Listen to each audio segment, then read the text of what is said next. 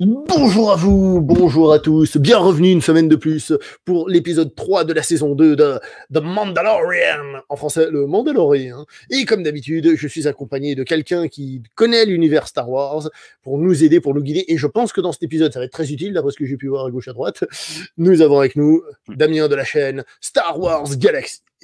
Comment tu vas? Salut à tous et encore merci de m'inviter, ça me fait encore plaisir et ça me fait plaisir de parler de The Mandalorian. Et là, il y a pas mal de choses à dire et en bien comme en mauvais, comme les deux premiers. Comme tout le temps en fait. Mais ce qui est Ouais, intéressant, voilà. c'est que je pense que cet épisode va aussi nous amener vers un petit débat. Je pense, ça peut être assez intéressant à ce niveau-là. Ouais, Euh, il y a pas mal de débats. Il y a pas mal de discussions autour de l'épisode et du fond de l'épisode là. Là, ça, on sera vraiment dans le concret. Ça sera plus sur des détails, je pense.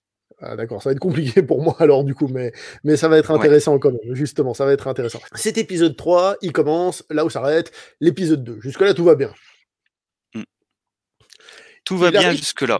Ouais, tout va bien Mm. jusque-là. Il arrive sur une planète, et on m'a dit, mais ça c'est peut-être à toi de me confirmer, Ouais.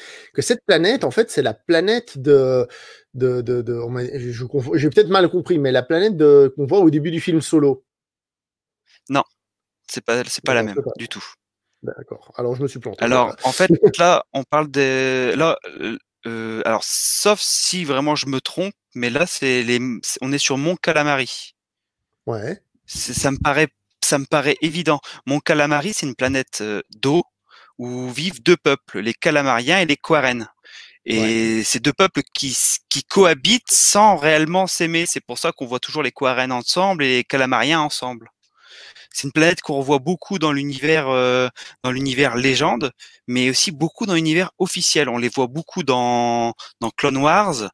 On les a vus dernièrement en comics. D'ailleurs, j'en ai préparé un. Donc, c'est sur ce comics-là. Il y a toute une histoire qui se passe sur le mont Calamari. D'accord, ok. L'histoire est pas extraordinaire, mais elle a le mérite de se situer juste avant l'épisode 9.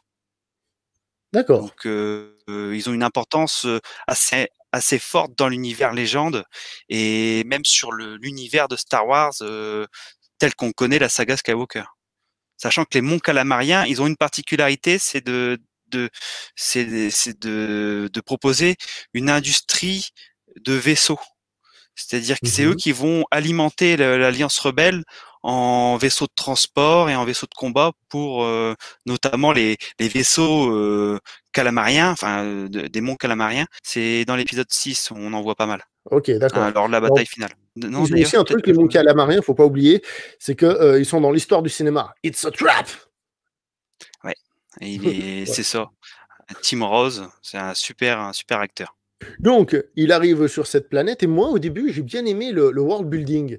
C'est-à-dire qu'on nous montre ce port, on nous montre cette situation. J'ai bien aimé que la série prenne, entre guillemets, un peu son temps pour exposer un peu son univers tranquillement, comme ça, expose.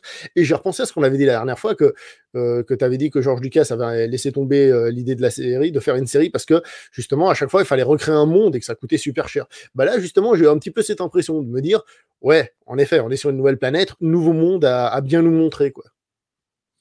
Ouais, et là on effleure juste le potentiel de la planète parce que comme j'aimerais vraiment confirmer cette information. J'ai pas vérifié sur internet entre temps, mais si on parle bien du mont Calamari, les Calamariens vivent sous l'eau, donc il y a des cités sous l'eau également. Donc il y a finalement peu de vie à la surface. Donc là, on a vu juste le sommet de l'iceberg. D'accord, ok. Bon, Ça serait évidemment, hein, intéressant d'y retourner. j'allais dire, de Heu, toute façon, c'est sûr que ce qu'on a vu, bah, c'est une partie, mais au moins, c'est montré, tu vois ce que je veux dire? Il y a ouais. quelque chose. Mais je l'avais noté dans mes remarques. Je trouvais que d'un point de vue, étalonnage de l'image, donc tout ce qui est couleur, ça ressemblait énormément à la planète de Solo, qui est, alors le nom de la planète, si je m'en souviens bien, La fameuse que j'ai c'est lue, Corellia. Corellia. Ouais, c'est ça. Voilà, c'est les mecs qui sont Donc là pour Corellia, attendre. en fait, c'est pareil, c'est une planète qui est extrêmement industrialisée. Donc finalement, on n'est pas si loin l'une de l'autre, quoi. Mhm. Sauf qu'il y en a une où il y a beaucoup plus d'eau et visuellement, c'était le cas. D'ailleurs, c'est intéressant qu'on parle d'eau parce qu'on va revenir dessus après. Donc, on laisse Madame Grenouille va rencontrer Monsieur Grenouille, c'est Ouais, sympathique, on est quand même cette petite fin. Et ensuite, j'ai envie de chanter du Renault, c'est pas le Mandalorien qui prend la mer, c'est la mer qui prend le Mandalorien. ouais, voilà. On a l'impression que c'est, enfin, le début est un peu approximatif, c'est-à-dire qu'on se débarrasse assez vite de la grenouille pour prendre très vite le bateau pour je ne sais quelle raison où ils vont nous montrer en pleine mer un Mandalorien. C'est-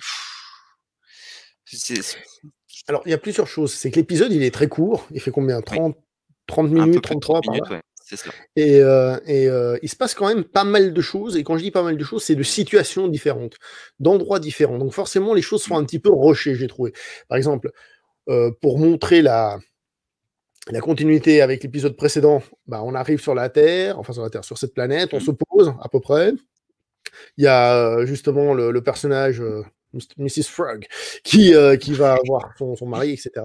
Et ensuite, donc comme j'ai dit, on a un peu cette présentation d'univers qui est là. Et ensuite, on mm, a la partie sur le bateau qui est assez courte, mais qui elle-même est assez intense. Donc en gros, mm. je sais plus ce qu'on lui dit, c'est viens avec nous, on t'accompagne, je sais pas quoi, on t'emmène où il faut.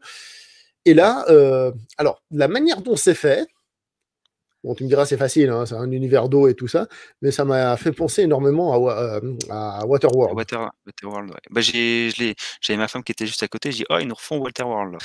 Après, c'est Je, bien d'avoir des références, ils piquent un peu partout, ça, c'est une bonne chose. Après, c'est toujours la situation qui me dérange, encore une, comment dire? Un piège. On en avait parlé au début de l'épisode, précédent. Voilà, on retombe encore dans le même schéma du piège. On retombe dans le même schéma du bébé Yoda qui est un accessoire. Du coup, comme le précédent, il savait plus quoi en faire, bah là, enfin, ils le mettent à la baby-sitter.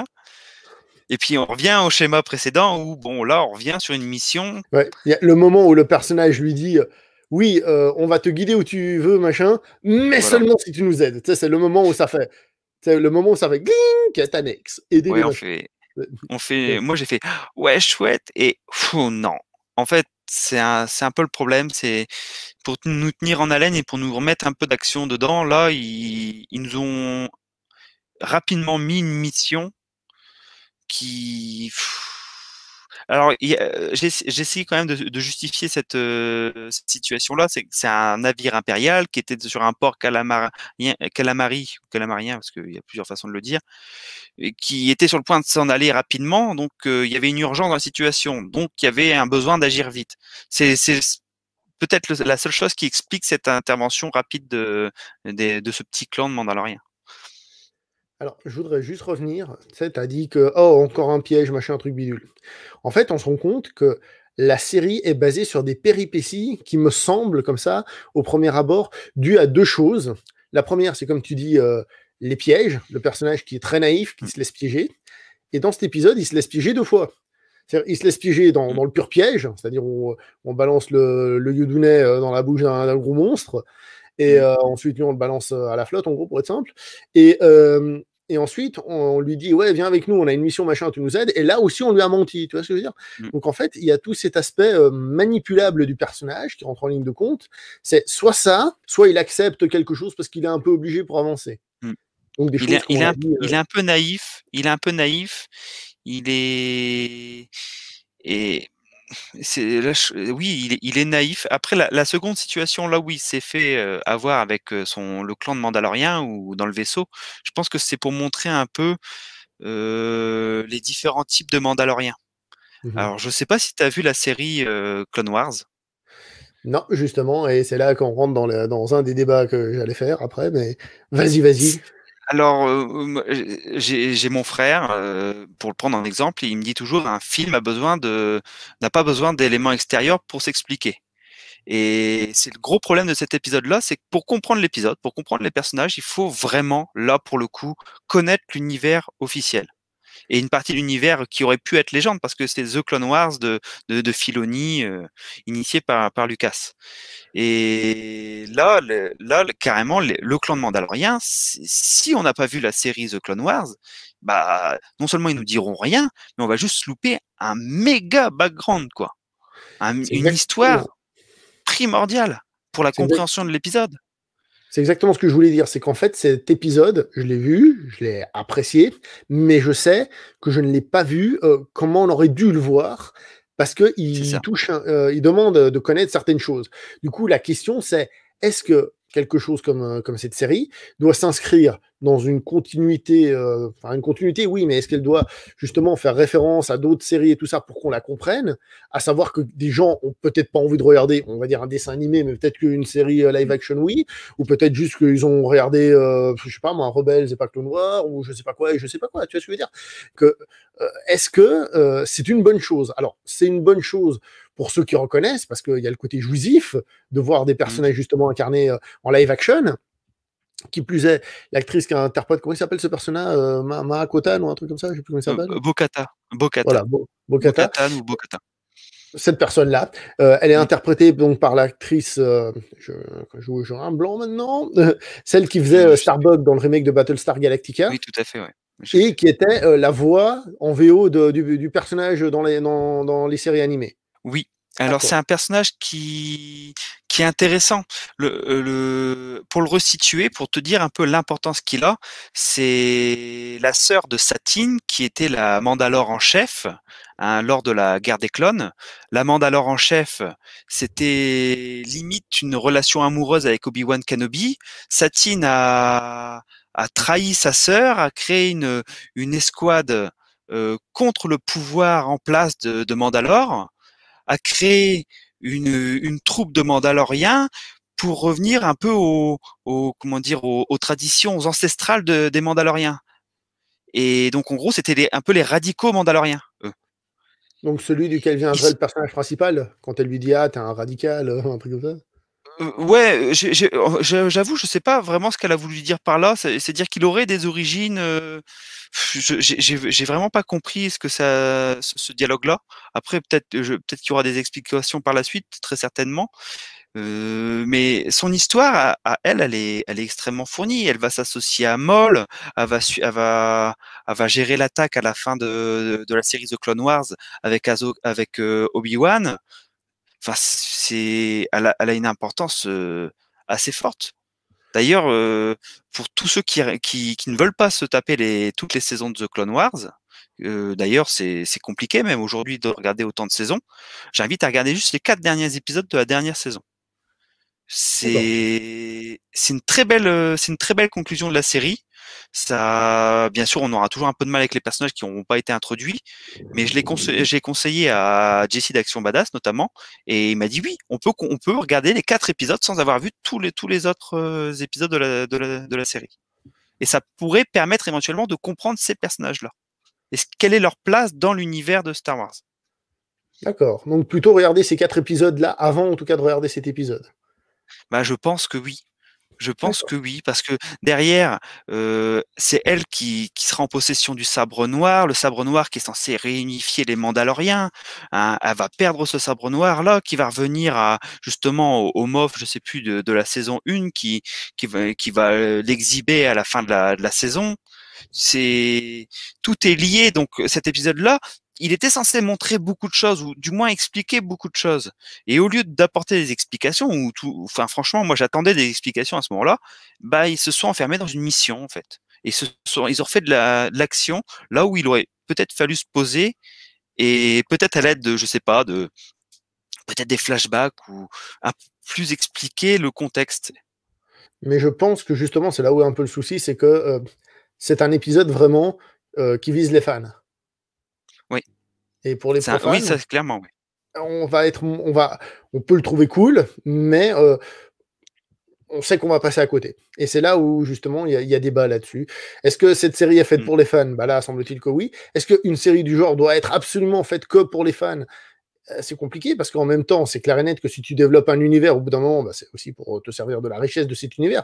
Si tu fais toujours des trucs accessibles où tu n'as pas besoin de rien savoir, Oui. bah, peut-être qu'au bout d'un moment, tu passes à côté d'un développement intéressant. Tu vois. Grand débat là-dedans et les Mais gens dans les là, commentaires vont nous donner leur avis. il Oui. y avait un développement très intéressant de ces personnages-là. Ils ont été au bout, en fait, avec la série The Clone Wars. Donc revenir avec ces personnages-là maintenant, je pense même pas que ça soit nécessaire. Parce que les personnages ont été complètement explorés dans The Clone Wars. et très bien expliqués en plus. Et c'est Filoni lui-même qui les a expliqués. C'est là où je comprends pas. Il Mais a besoin peut-être que le d'exhiber plaisir, un peu ses créations, ouais. je pense que le plaisir, c'est juste que les gens, voient la version live action de ce qu'ils ont vu en dessin Mmh. animé, tu vois? Que ce soit une espèce de Ouais, mais masque à là, clin d'œil, tu vois? alors là, je l'ai noté dans les points négatifs parce que je débriefe toujours l'épisode avec, notre ami d'Action Badass et il a souligné un truc, mais j'ai même pas tilté, c'est qu'elle a vachement bien vieilli, hein. Entre The Clone Wars et maintenant, elle a pas pris une ride. C'est-à-dire C'est que, ouais, c'est vrai. Obi-Wan C'est a eu le vrai, temps de mourir, de vieillir et pas elle. Et là, va falloir qu'il nous explique. Elle a été, dans la carbonite pendant 30 ans ou c'est la elle est censée avoir au moins c'est la 70 diète ans, hein. Enfin, mandalorienne. C'est la diète mandalorienne, mec. Tu peux pas c'est faire. ça, ouais. Tu peux pas tester. Ça me fait un peu penser, ils ont merdouillé sur ce point-là dans Rogue One avec, ah merde, comment il s'appelle, le père de Leia? Organa, Bail Organa. Et bah, Organa, entre l'épisode 3 et Rogue One, qui se passe quand même pas mal de temps après, bah, il a pas pris une ride non plus, hein. Et là, c'est le même effet. C'est le même effet que Bail Organa. Et Donc elle, c'est même pire parce que ça se passe encore beaucoup plus tard. tu es dans un univers où il y a des vaisseaux spatiaux, des gens qui peuvent faire bouger des objets par la pensée, et tu te plains qu'il y a des gens dans cet univers qui vieillissent pas. Après, c'est des Mandaloriens, hein. On vieillit pas tous pareil, ça c'est certain. Mais ce qui est dommage, c'est que l'univers de Star Wars est tellement vaste, ils n'arrivent pas à se recréer un nouveau contexte avec des personnages bien neufs, bien les développer pour justement pas avoir ce problème de cohérence là. Là, c'est pas de l'interprétation, c'est-à-dire que si elle vieillit pas, et c'est une erreur. C'est à moins qu'il se rattrape en nous expliquant ça avant. Ou alors qu'ils te le disent à un moment donné, ouais, il s'est passé ça, c'est pour ça que, ou j'en sais rien, ouais. Bah, il Ouais. faudrait là. Mmh Moi, ça m'irait, mais j'aimerais bien m'attarder sur le personnage, savoir ce qui s'est passé entre deux, quoi. D'accord. Enfin bon, après c'est pas dramatique, hein. Non, mais c'est vrai que si tu y penses, en effet, ça peut tilter, en effet, qu'entre la guerre des Mmh, clones qui se passe, avant l'épisode 3 et celui-ci qui se passe après l'épisode 6. En effet, il y a du temps qui est passé, surtout qu'entre le 3 et le 4, il y a ouais, du temps qui est passé. c'est ça. C'est ça et bon après, on n'y pense pas quand on regarde l'épisode parce que le personnage on le connaît pas forcément, mais mais là où il y a encore un problème, c'est que la dernière saison de The Clone Wars, elle a été, gérée par Filoni et elle a été sortie sous l'ère Disney et ce Mmh personnage-là apparaît dedans. C'est-à-dire qu'il savait. Et en plus, là, il nous parle d'Ahsoka Tano. Ahsoka Tano, on connaît l'actrice qui va jouer Ahsoka Tano, elle est annoncée depuis un bout de temps, c'est une adulte. Ça sera une femme d'âge mûr. Ouais. Peut-être qu'il y a une explication qui va être donnée à un moment donné, comme quoi peut-être, Ouais. le personnage n'est pas une humaine ou alors qu'elle justement, elle vieillit pas au même rythme ou j'en sais trop rien, hein, voilà, À voir. Après, à là, voir. je pense que à partir du troisième épisode, je pense qu'on revient sur du scénario un peu à la Filoni. C'est-à-dire que là, on voit qu'il revient sur les personnages qu'il a créés dans The Clone Wars. C'est-à-dire que Mmh j'ai peur, j'ai un tout petit peu peur que The Mandalorian, ça devienne The Clone Wars 2, en fait. Enfin, la suite de The Clone Wars. Et que ça soit plus une série si indépendante que ça. Mmh Là, enfin, ça se fait beaucoup dans les séries télé de les créateurs ou même dans les romans. Quand on voit Zan, bah Zan, par exemple, on parlait de la croisade du Jedi noir ou fou, je sais plus, avec la trône. Bah, il va développer Marajad, il va développer un certain Luke et tout.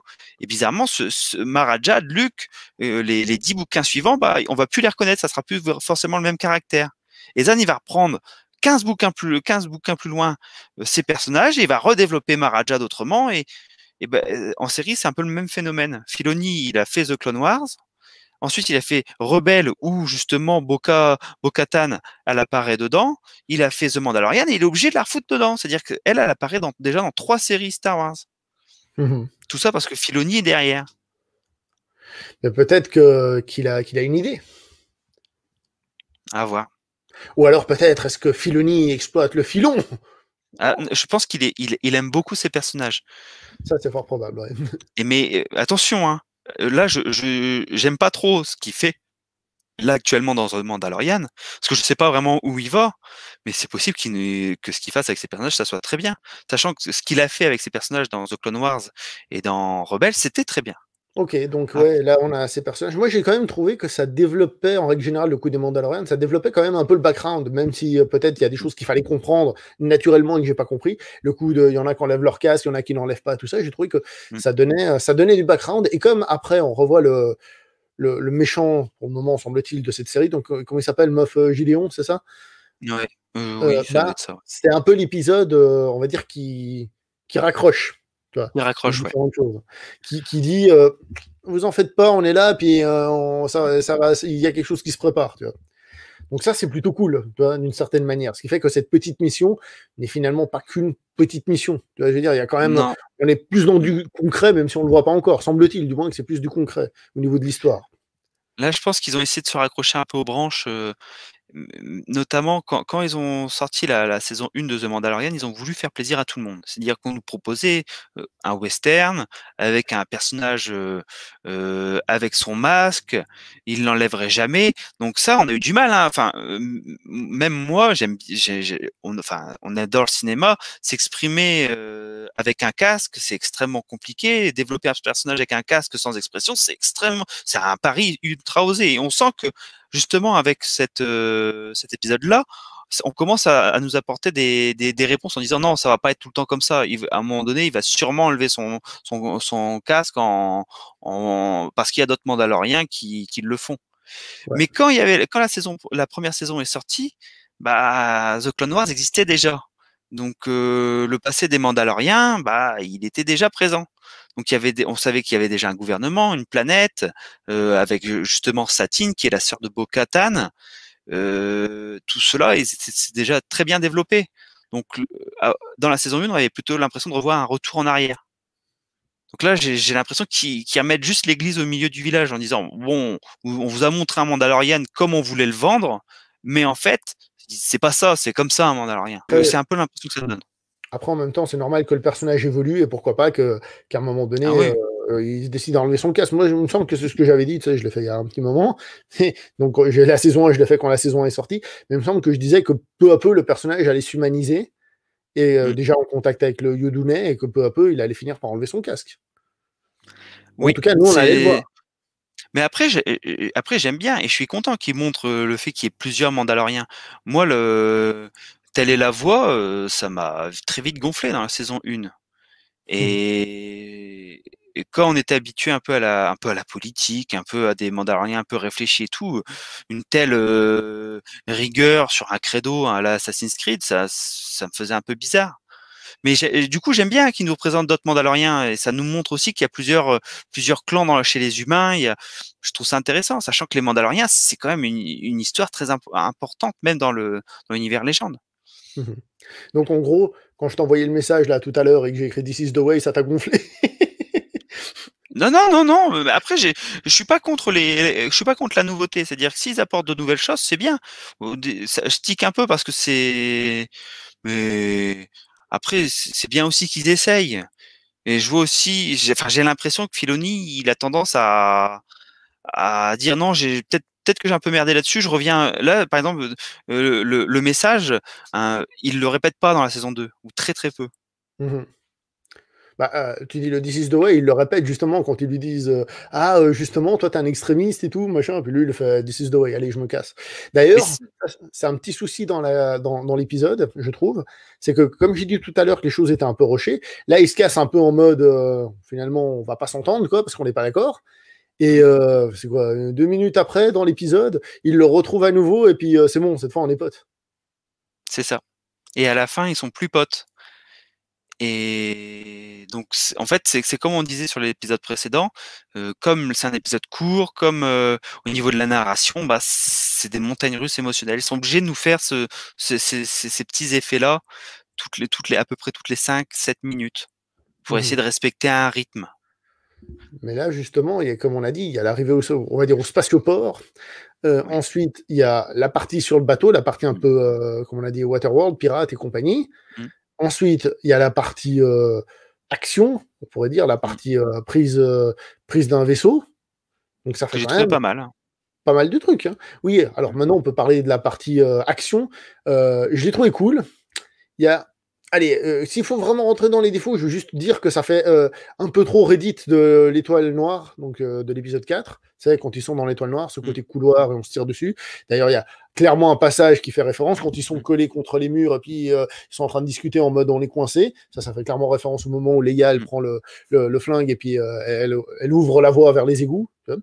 Heu, le compacteur à D'ailleurs, il y ordures, a le même pardon. rythme. Derrière, il y a le même petit trait d'humour à ce moment-là, hein, avec Leia qui prend les armes, qui envoie balader un peu Han Solo, qui balance le Wookie dans les ordures. Et là, ça finit pareil, où tu finis la séquence où il les balance dans le vide avec le moment où il communique avec le pilote. Enfin, je trouvais ça sympa. Enfin, Oui, ça c'était voilà. cool, ça j'ai trouvé ça cool. Il y a aussi un passage qui fait référence à l'épisode 4, c'est, le moment où ils sont dans l'ascenseur, donc tu as la porte qui va s'ouvrir et tu as Mmh. les impériaux qui sont en face comme ça, un peu en mode préparation. Ça c'est clairement en Mmh. référence à la première scène de l'épisode 4, Ouais. quand Après, quand justement ce sont les impériaux qui sortent et qui flinguent les rebelles. j'ai trouvé, en termes en réalisme, je trouve qu'ils se protègent pas assez, ils sont pas assez à couvert. Ils font se baisser droit devant dans un couloir. Je trouvais ça un peu, bon, pas très réaliste, quoi. Bon, le réalisme, je pense que le terme est peut-être un peu fort dans ce genre d'univers, mais ce que je veux dire par là, c'est qu'ils sont montrés comme étant hyper balèzes et tout, mais c'est vrai que, par exemple, il y a le moment où le Mandalorien, il sort et il se prend beaucoup de blasters. Certes, il a une armure, et tu dis: «Bon, si finalement le mec il est invulnérable, Mmh. bon, bah, voilà quoi, à quoi ça sert?» Tu vois? En Vas-y, termes de vas-y. réalisme, heu, je vois beaucoup sur les forums, un peu partout, tout le monde adore The Mandalorian. C'est vraiment une série qui est appréciée. Mais ils la mettent toujours en comparaison à Rogue One. Et Rogue One, niveau réalisme, il l'est, hein. Il est assez réaliste, hein. Comment dire? Les Stormtroopers, agissent plutôt bien. Je trouve que faut qu'il fasse attention, justement, parce que la série est beaucoup comparée à Rogue One, sur le côté un peu moins mystique des épisodes canons. Écoute, la comparer à Rogue One, je vois pas trop l'intérêt. Mais je pense que c'est plutôt du fait que ça amène de la nouveauté dans l'univers Star Wars. Je pense que c'est plutôt ça. C'est-à-dire que c'est pas un épisode qui passe son temps à te mettre des Jedi, des Skywalker Oui, et des voilà, Sith à tout bout de champ. Je pense que c'est plutôt ça. c'est plutôt C'est sur une série l'ambiance, hein. Ouais. qui est dans l'univers, on va dire. Tu reconnais l'univers, tu reconnais la technologie, tu Mmh. reconnais les races, mais c'est pas centré sur ces choses-là. Je pense que c'est à ce niveau-là Non. qu'on peut le comparer. Après, ce que je voulais dire vite fait, c'est que on dirait qu'on est en train de critiquer l'épisode en disant que parce qu'on dit pas mal de défauts, mais en tant que tel, l'épisode, j'ai trouvé très regardable, même si justement j'avais pas les références. Donc si en plus on a les références, je pense qu'on peut largement prendre son pied sur cet épisode. Oui, après moi, j'ai bien aimé. C'est pas sur les 3 premiers, c'est pas mon préféré. Je trouve il manque un peu d'explication, heu, pour avoir la même discussion avec tout le monde également. C'est surtout ça. Ouais, ouais, bon oui, après oui, c'est ça, mais Mais comment dire? Au niveau du background, comme j'ai dit, ne le connaissant pas, voilà. Moi, je suis sorti de l'épisode mmh, honnêtement en me disant, c'est sympathique, voilà, sans plus. Mais mmh. qui à ça, on peut rajouter une connaissance et des significations et reconnaître des personnages. Je peux comprendre que certains prennent beaucoup plus leur pied dessus, tu vois? Après oui, ça reste un bon épisode, mais je pense qu'il souffre un petit peu de sa durée. Et je l'ai trouvé un peu trop court. Ouais, Peut-être pour moi, il y a légèrement aussi quelque chose. plus l'étaler. Hein, même pour casser un peu le rythme, c'est dur dans une série, mais là où en général je critique le rythme très, très lent des séries, cette série-là elle va à 100 à l'heure, et c'est encore le cas avec cet épisode-là, comme c'est expliqué. Après, il y a juste un truc, j'ai pas trouvé non plus la mise en scène, enfin, j'ai trouvé moins travaillée que par exemple, que dans le premier épisode. J'ai trouvé qu'elle était plus bateau, la mise en scène. Alors certes, il y a toujours la production design, des costumes, des vaisseaux, des effets spéciaux, tout ce que tu veux, mais d'un point de vue mise en scène, j'ai trouvé Mmh. ça plus passe-partout. Après c'est Bryce Dallas Howard qui l'a réalisé celui-ci, c'est ça? Ou Ouais. c'est Favreau? Non, c'est Bryce Dallas Howard. Bah, elle a pas non plus une énorme expérience de la réalisation, même si elle a réalisé un épisode avec le deux pattes dans la forêt dans la saison 1, celle qui a réalisé Ouais, cet épisode-là. les 7 Et samouraïs, elle ouais. a réalisé un épisode de Black Mirror et c'est à peu près tout. Hein. Au niveau de sa carrière de réalisatrice. Donc je trouve qu'elle s'en sort plutôt pas mal avec cet épisode-là encore. Elle arrive à nous Alors, elle s'en proposer un sort. truc assez solide. Hein. Après, je parle vraiment de la mise en scène parce que je pense qu'au niveau de la, comment dire ça, par exemple, les costumes des Mandaloriens qu'on voit, ils sont plutôt cool. Le fait qu'ils volent avec Mm, leur jetpack et tout, ça leur donne un côté super-héros que j'ai trouvé très bien exploité. Tu sais. Vraiment, je me suis dit, tiens, on dirait mm, des super-héros. Toi, ils volent, ils tirent, toi, ils font plein de trucs super cool. Tu vois, plutôt que d'être un peu lourd sur leur armure et tout. Donc, il y a plein de trucs qui sont super cool. Je parle vraiment en termes de pure mise en scène en tant que telle. Alors après, c'est pas dégueulasse. Hein. Et mm. il faut pas oublier aussi, encore une fois, on est dans une série télé. Si un jour, peut-être, on lui donne plus de budget et plus d'ambition, alors peut-être que là, elle fera un truc Mm. plus ambitieux. Ça, je sais pas. Oui, oui. Après, oui, t'as raison, il y a un petit côté plat peut-être, mais bon, après, ça m'a pas trop dérangé. Sur 30 minutes, ça passe. La même ambiance, la même mise en scène sur 40-50 minutes, je tickerai un tout petit peu plus. Sur 30 minutes, je pense que faire mieux, c'est compliqué. Après, c'est vrai que moi, là, maintenant, j'ai le premier épisode de la saison 2 là, en tête. C'est la grotte, le monstre, tout ça. Et c'est là que je me dis, ouais, en effet, ça se ressent. Tu vois. Mais bon. Après, elle a essayé de travailler quelques plans pour marquer un peu l'épisode visuellement, comme les deux premiers, mais c'est moins flagrant. C'est un tout petit peu moins flagrant. Il y a quand même des épisodes Après, cool quand, par c'est exemple, le en termes de Mandalorien, il est décor, loin. elle a qu'une mère. Hein. Oui, Ouais. elle a qu'une mère, oui. Et qu'un père, il paraît aussi, mais ça, c'est un autre problème. Mais oui, non, mais je vois ce que tu veux dire. Non, il y a un plan qui est cool, par exemple, quand le Mandalorien il est loin, et puis il voit justement les autres qui font exploser le navire, et puis les gars qui s'envolent et tout, justement. Je trouve que ça iconise un peu les personnages, comme j'ai dit, un peu en mode super-héros, tu vois. Ouais, ouais. Ça bouge. Après, ça apporte de belles images aux épisodes et ça joue aussi, quoi. Après, ils ont introduit Ahsoka Tano, donc ça va être lié avec sûrement le prochain épisode. Ahsoka D'ailleurs, j'ai Tano, besoin de j'ai toi. peur aussi que. Dis-moi. Non, parce que justement, je crois que j'ai zappé le dialogue, j'ai pas dû capter le moment où il passe de je recherche un Mandalorien à je cherche un Jedi. Alors, oui, c'est j'ai j'ai un peu tiqué aussi là-dessus. Ils cherchaient des Mandaloriens pour l'aiguiller, pour l'amener auprès des siens, donc auprès des Jedi. Et c'est un peu un souci parce qu'ils changent de direction, enfin, ça se justifie pas. Ils pourraient directement chercher des Jedi, même si c'est moins évident que chercher des Mandaloriens parce que des Jedi est censé ne plus y en avoir. Enfin, pour des Jedi, enfin, des Jedi un peu. On dit toujours qu'il n'y a plus de Jedi, mais il y en a quand même encore pas mal. Hein. Avec Jedi Fallen Order et Ahsoka Tano et bon. Mhm. Donc là, à mon avis, par la Mais suite, enfin, ouais.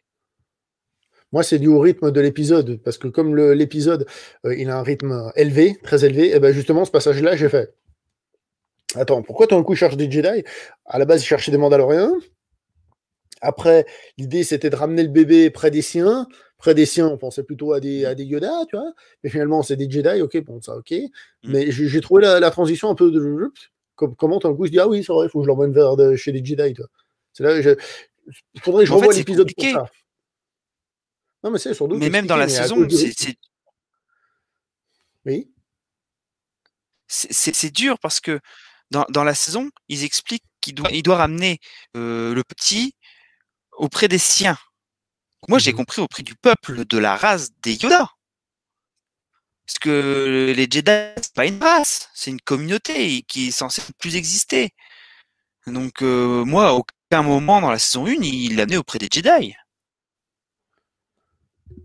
Ouais. Mais c'est vrai que Même le coup, encore une fois, si. dans l'univers étendu, après l'épisode, l'univers étendu, l'actuel, hein, l'officiel, après l'épisode 6, après Mm. le retour du Jedi, ils en sont où les Jedi? Il y en a combien et tout? Parce qu'il y a l'histoire que Luke voulait créer son école et puis il y a Kylo Ren et machin, donc il doit y avoir quelque chose quand même.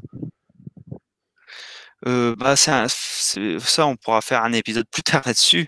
C'est Luke qui va recréer une académie plus tard, en fait. Mais c'est bien plus tard, ça. D'accord. Ok. Donc là, à ce Et moment-là, il va combien il y a à créer une peu près de académie, Jedi dans il va y la. avoir des des Padawan, mais derrière, il y a pas de Jedi, quoi. Il est à la recherche d'artefacts. D'accord. Donc à ce Donc on est moment-là, en plutôt sur des théorie, de ce qu'on connaissances connaît. qui ont connu des Jedi. Ok. Donc là, à l'heure actuelle, de ce Donc qu'on connaît, là, c'est normalement, vrai. dans l'univers étendu, il n'est pas censé avoir de Jedi, c'est bien ça. Il n'est pas censé, il y en aura sans doute, mais de ce qu'on Non, connaît, je veux dire. D'accord. il Bon, est pas bah, censé y bon. en avoir, mis à part Ahsoka Tano, qui n'est pas morte, c'est tout. Mhm. Oui. Et ils Bon, nous en rajoutent un tout petit peu avec les jeux vidéo et tout, mais on sait que l'apprenti dans Jedi Fallen Order, qui est officiel, pardon, bah lui, il est pas mort dans le jeu vidéo à la fin du jeu vidéo. Donc, s'il arrive après la purge des Jedi, bah, il est encore actif. C'est-à-dire qu'on le voit pas dans l'univers, mais il est là. Mhm.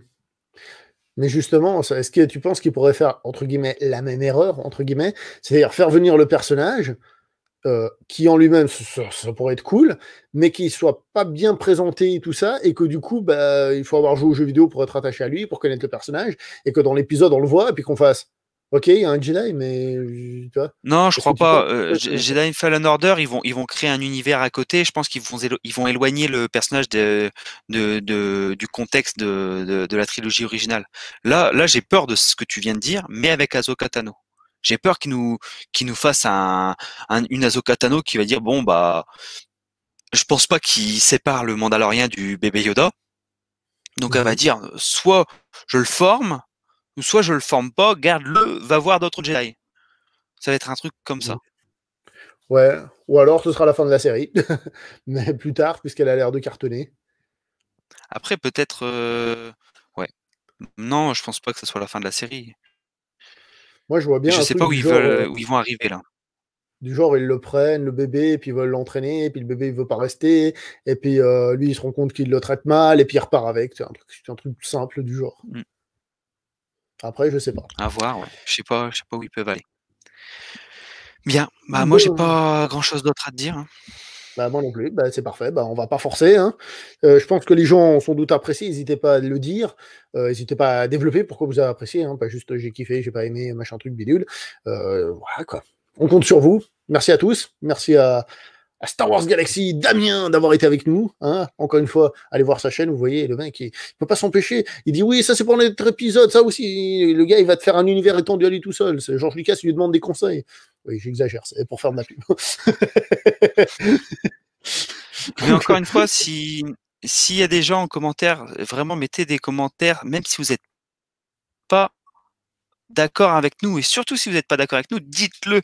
C'est un peu enfin, moi, j'aime particulièrement le débat avec les gens qui sont en désaccord et qui veulent discuter autour d'un sujet. Si vous pensez que on s'est gouré sur une orientation de l'épisode, comme il y a beaucoup de personnages de l'univers d'autres séries, bah peut-être qu'on a loupé quelque chose. Donc n'hésitez pas à apporter votre pierre là-dedans et à débattre. C'est le débat qui est intéressant dans ce type d'épisode et surtout dans ce type d'épisode. l'important, c'est d'équilibrer la force, n'est-ce pas? C'est ça. Bon, eh ben, du coup, on s'arrête là alors. Ça marche. Merci à tous. Portez-vous bien, like, partage, abonnement.